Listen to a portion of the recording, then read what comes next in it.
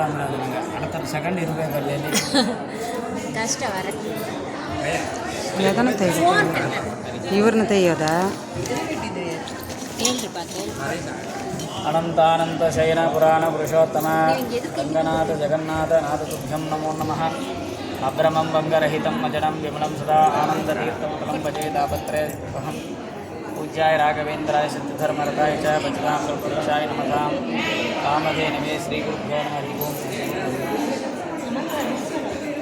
ಇಲ್ಲೆಲ್ಲ ಇಲ್ಲಿ ಗಮನಿಸಬೇಕು, ಈ ಸಪ್ತ ಪ್ರಾಕಾರ ಪ್ರದಕ್ಷಿಣೆ ಯಾಕೆ ಇಲ್ಲಿ ಮಾಡಬೇಕು? ಎಲ್ಲ ಗುಣಿಯೂ 3-8 ಸ್ವಯಂಭಕ್ಷ ಕ್ಷೇತ್ರ ಇದೆ, ಯಾಕೆ ಶ್ರೀರಂಗದಲ್ಲಿ ಯಾಕೆ ಮಾಡಬೇಕು ಹೇಳಿದರೆ 7 ಪ್ರಾಕಾರಗಳು ಅನ್ನೋದು 7 ಸಮುದ್ರ, ಹಾಲಿನ ಸಮುದ್ರ, ಮೊಸರು, ಜೇನು, ತುಪ್ಪ, ಕಬ್ಬಿನ ರಸ ಇತ್ಯಾದಿ, ಮತ್ತು ನೀರು, ಒಳ್ಳೆ ನೀರು, ಉಪ್ಪು ನೀರು, ಈ ರೀತಿಯಾಗಿ 7 ಸಮುದ್ರಗಳಿರ್ತದೆ. ಕೊನೆ 7ನೇ ಸಮುದ್ರ ಅಲ್ಲಿ ಕ್ಷೀರಾಬ್ದಿ ಸಾಯಿ, ಕ್ಷೀರ ಸಮುದ್ರದಲ್ಲಿ ದೇವ್ರು ಮಾಡ್ಕೊಂಡಿರ್ತಾರೆ. ಇಲ್ಲಿ ಮಾಡಿದವ್ರು ಏನು ಪುಣ್ಯ ಅಂತ ಕೇಳಿದರೆ, ನಮ್ಮ ಈ ದೇಹ ಬಿಟ್ಟು ಜೀವ ಹೋದಾಗ ಭೀಮಸೇನ ದೇವರು ನಮ್ಮ ಗದೆಯಿಂದ ನಮ್ಮ ದೇಹವನ್ನು ಹೊಡಿತಾರೆ. ಲಿಂಗದೇಹ ಭಂಗವಾಗಿ ಮತ್ತು ನಮ್ಮ ಪುಣ್ಯಕ್ಕೆ ತಕ್ಕಂತೆ ಸ್ವರ್ಗವನ್ನು ತೋರಿಸಿ ವಿರಜಾ ನದಿಯಲ್ಲಿ ಸ್ನಾನ ಮಾಡಿಸಿ ಇಷ್ಟೆಲ್ಲ ಆಗುತ್ತೆ. ಮೋಕ್ಷ ಹೋಗೋವ್ರಿಗೆ ಮಾತ್ರ ವಿರಜಾ ನದಿ ಸ್ನಾನ, ನಮಗೆ ಮೋಕ್ಷ ಸಿಗೋದು ತುಂಬ ಕಷ್ಟ. ಅದರಿಂದ ಭೂ ವೈಕುಂಠಕ್ಕೋಸ್ಕರ ಇಲ್ಲಿ ಬಂದಿದ್ದಾರೆ. ಯಾಕೆ ಇಲ್ಲಿ ರಂಗನಾಥ ದೇವರು ಈ ಊರಿಗೆ ಬಂದರು ಅಂತ ಕೇಳಿದರೆ, ಕಬೇರ ಕನ್ಯಾ ಹಿಮವಾಯು ಸೇವಿತ ಅಂತ. ಕಬೇರ ಅಂತ ಒಂದು ಋಷಿಗಳು, ಅವ್ರ ಮಗಳೇ ಕಾವೇರಿ, ಮತ್ತು ವಿಭೀಷಣ ದೇವರು ತಪಸ್ಸು ಮಾಡ್ತಾರೆ. ಇಬ್ಬರಿಗೂ ಒಂದೇ ವರ. ಏನು ವರ ಕೇಳಿದರೆ, ದೇವರೇ ನನ್ನಲ್ಲಿಯೇ ನೀವು ಇದ್ದು ಬಿಡ್ರಿ. ಕಾವೇರಿ ಹೇಳ್ತಲ್ಲ, ಕಾವೇರಿ ಮಾತೆ, ಸ್ವಾಮಿ ನಾವು ನನ್ನ ಸ್ಥಳದಲ್ಲೇ ನೀವು ಇರಬೇಕು, ನಿತ್ಯ ನಿಮ್ಮನ್ನು ಸೇವೆ ಮಾಡೋ ಭಾಗ್ಯ ನಂಗೆ ಕೊಡು, ತಥಾಸ್ತು ದೇವರು ಹೇಳಿಬಿಟ್ರು. ಹಾಗೇ ಆಗಲಿ ಅಂತ ವರ. ಮತ್ತು ವಿಭೀಷಣ ದೇವರೇ ಹೇಳ್ತಾರೆ, ಸ್ವಾಮಿ ನೀವು ಲಂಕಾಪಟ್ಟಣಕ್ಕೆ ಬರಬೇಕು, ಆಗತ್ತಾ? ಆಗಲಿ ಎಂದು ತಥಾಸ್ತು. ಇಬ್ಬರಿಗೂ ಒಂದು ವರ.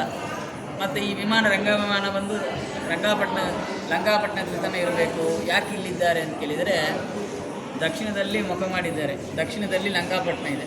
ಅದರಿಂದ ಇಲ್ಲಿಂದೇ ಅನುಗ್ರಹ ಮಾಡೋಕ್ಕೋಸ್ಕರ ಈಗ ಸೌತ್ ನೋಡಿದ್ದು, ಯಾವ ಗುಡಿ ಸೌತಲ್ಲಿ ಇರೋದಿಲ್ಲ. ನಮ್ಮ ಉತ್ತರ ನೋಡಿ ಮಲ್ಕೋಬೇಡ್ರಿ, ಈ ಕಡೆ ನಮಗೆ ಈ ದಿಕ್ಕು ಆ ದಿಕ್ಕು ಅಂತಿದ್ದು, ದೇವರಿಗೆ ದಿಕ್ಕೇ ಇಲ್ಲ. ಯಾಕೆ ಬೇಕಾ ಮಲಿಕ, ದೇವರೇ ದಿಕ್ಕು ಆಗಿದ್ದಾನೆ. ಸಕಲ ಗ್ರಹಗಳ ನೀನು ಸರಸಿಗ ಎಲ್ಲ ಗ್ರಹಗಳು ಅವನೇ ಇದ್ದರಿಂದ ಅವನಿಗೆ ನಿಯಮವೇ ಏನಿಲ್ಲ. ಅದನ್ನು ಸೌತ್ ನೋಡಿ ಇರೋದ್ರಿಂದ ಲಂಕಾಪಟ್ಟಣದಿಂದ ಅನುಗ್ರಹ ಮಾಡ್ತಾರೆ.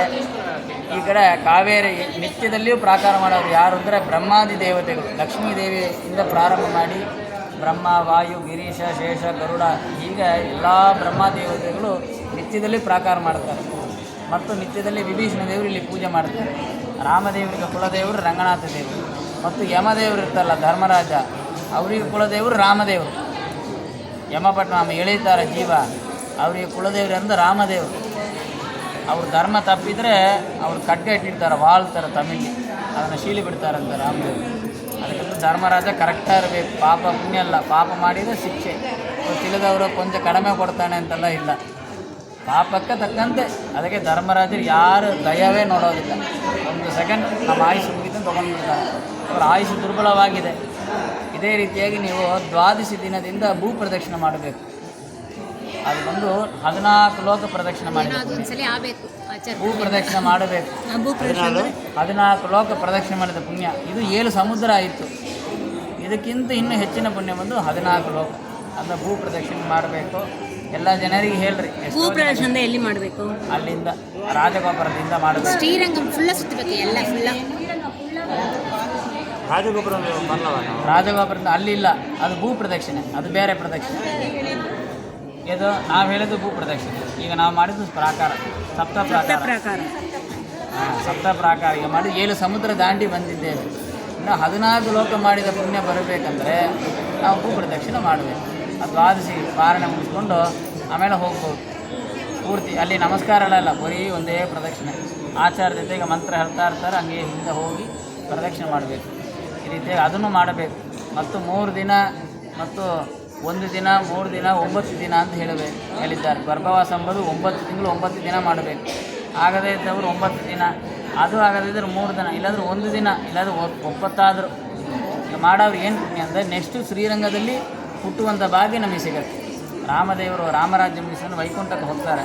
ಈಗ ಸಮಾಯಾತ ಯಾರು ಮೋಕ್ಷಕ್ಕೆ ಬರ್ತೀರೋ ನನ್ನ ಜೊತೆಗೆ ಬಂದರು ಅಂತ ಹೇಳ್ಬೇಕು. ಆವಾಗ ಹೇಳ್ತಾರೆ ಇಲ್ಲಿದ್ದವರೆಲ್ಲ, ಸ್ವಾಮಿ ರಾಮರಾಜ್ಯದಲ್ಲಿ ಯಾವುದು ಕೊರತೆಯೇ ಇಲ್ಲ, ಎಲ್ಲ ಸಮೃದ್ಧಿಯಾಗಿದೆ, ನಾನು ನಿಮ್ಮ ಊರಿಗೆಲ್ಲ ನಾನು ವೈಕುಂಠ ಇದೇ ಭೂ ವೈಕುಂಠ ಇದೇ ಚೆನ್ನಾಗಿದೆ, ನಾವು ಇಲ್ಲೇ ಇರ್ತಾರಂತ. ಅಂದರೆ ನೀವು ಪ್ರಾಕಾರ ಮಾಡಿದರೆ ನಿಮಗೇನು ವರ ದೇವ್ರು ಏನು ಕೊಡ್ತಾರಂತ, ಮತ್ತು ರಂಗನಾಥ ದೇವರಲ್ಲಿ ಸೇವೆ ಮಾಡೋಂಥ ಭಾಗ್ಯ ಇನ್ನೊಂದು ಸಲ ನಿಮ್ಮ ಪರಂಪರೆಗೆ ಬರ್ತಂತೆ. ಒಬ್ಬರಿಗೆಲ್ಲ ನಿಮ್ಮ ಪುಣ್ಯ ಅಲ್ಲ, ನಿಮ್ಮ ಪರಂಪರೆಗೆ ಬರುತ್ತೆ. ಅಂಥ ಪುಣ್ಯವನ್ನು ಕೊಡುವಂಥ ಈ ಶ್ರೀರಂಗ ಕ್ಷೇತ್ರ ಇದು ಬಂದು ವಿರಜಾ ನದಿಯಲ್ಲಿ ಕೂತು ನಾವು ಪುರಾಣ ಹೇಳ್ತಾ ಇದ್ದೇವೆ. ಈ ಮಂಟಪ ಹೆಸರು ವಿರಜಾ ಮಂಟಪ. ತುಂಬ ಭಾಳ ವಿಶೇಷ. ಈ ರೀತಿಯಾಗಿ ಎಲ್ಲರೂ ಮಾಡಿರಿ. ಎಲ್ಲರಿಗೂ ಇದು ಅಧಿಕ ಮಾಸವಾರೋದ್ರಿಂದ ವಿಶೇಷ. ಮತ್ತು ಇನ್ನೂ ಪ್ರದಕ್ಷಿಣೆ ಗರುಡ ದೇವರು ಬಂದರು, ಯಾರಿಗೆ ಎಲ್ಲರಿಗೂ ಬರೋದಿಲ್ಲ, ಯಾರಿಗೋ ನಿಮ್ಗೇನೋ ಆದಷ್ಟು ಹಿಂಗೆ ಬಂದಿದೆ, ಕ್ರಾಸ್ ಆಗಿದೆ, ಅದೇ ಒಂದು ದೇವರು ವರ ಕೊಟ್ಟಂಗೆ. ಹಾಂ, ಗರುಡ ದೇವರು ಸಿಕ್ಕಿತ್ತು ಆ ವರ. ತುಂಬ ಒಂದೊಂದು ದಿನಕ್ಕೂ ಒಂದೊಂದು ವಿಶೇಷ ಅಂದರೆ ನೀವು ದಾನ ಧರ್ಮ ಕೊಡೋಳಿದ್ರೆ ಆಚಾರ್ಯ ಕೊಡೋದ್ರೆ ನಾವು ಸಂಕಲ್ಪನೆ ಮಾಡಬೇಕು. ಏನು ದಾನ ಬೇಕೋ ಮಾಡ್ಬೋದು. ಕೈನ ಅಪೂಪ ದಾನ ಹೇಳಿದ್ದಾರೆ, ಇಲ್ಲದಿದ್ದು ಏನು ದಾನ ಬೇಕೋ ಮಾಡ್ಬೋದು. ಆಯಿತಾ? ಕೈ ಮುಗಿರಿ, ದಾನಕ್ಕೆ ಸಂಕಲ್ಪ ಗೋಭೂತಿಲ ಹಿರಣ್ಯ